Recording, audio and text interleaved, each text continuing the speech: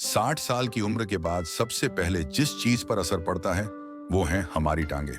कमजोर टांगों से चलना फिरना मुश्किल हो जाता है, बैलेंस बिगड़ जाता है और ओवरऑल हेल्थ भी कमजोर पड़ने लगती है। इसीलिए आज की वीडियो में हम जानेंगे 5 आसान एक्सरसाइज जो आपकी टांगों को मजबूत बनाएंगी और आपकी लाइफ को हेल्दी और लंबी करेंगी। स्टेप 1, ब्रिस्क वॉकिंग और स्टेयर्स चढ़ना।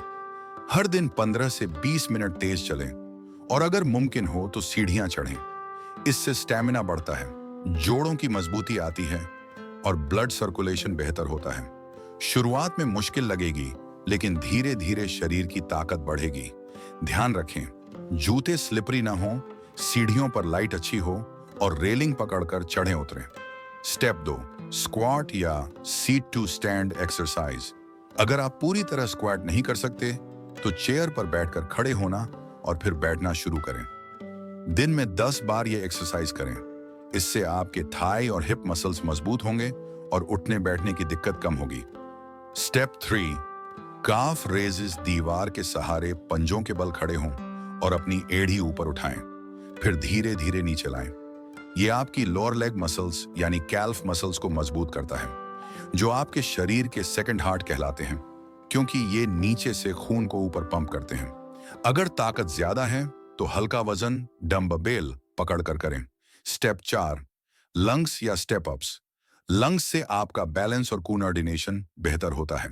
अगर मुश्किल लगे तो कोई ऊंचा स्टेप या प्लेटफॉर्म लेकर बारी बारी से पैरों को ऊपर नीचे करें। इससे कूल्हे और जांघों के जोड़ मजबूत होते हैं। Step 5, balance exercises. बढ़ती उम्र में बैलेंस बिगड़ना आम है। एक पैर पर खड़े होकर कुछ सेकंड तक रुकें, फिर पैर बदलें। अगर गिरने का डर है तो कुर्सी या दीवार का सहारा लें। यह एक्सरसाइज गिरने के खतरे को कम करती है और स्टेबिलिटी बढ़ाती है। Bonus tip, glute bridges. पीठ के बल लेटकर अपने हिप्स ऊपर उठाएं और कुछ सेकंड होल्ड करें। इससे ना सिर्फ आपकी टांगें बल्कि कमर और रीढ़ की हड्डी स्पाइन भी मजबूत होती है। नतीजा, अगर आप रोज सिर्फ 30 मिनट इन 5 एक्सरसाइज में देते हैं तो आपका उठना बैठना, चलना फिरना और नमाज या पूजा जैसी एक्टिविटीज सब आसान हो जाएंगी। मजबूत टांगे आपकी लंबी और सेहतमंद जिंदगी की बुनियाद हैं। अपना ख्याल रखें, एक्टिव रहें और अल्लाह हाफिज। धन्यवाद।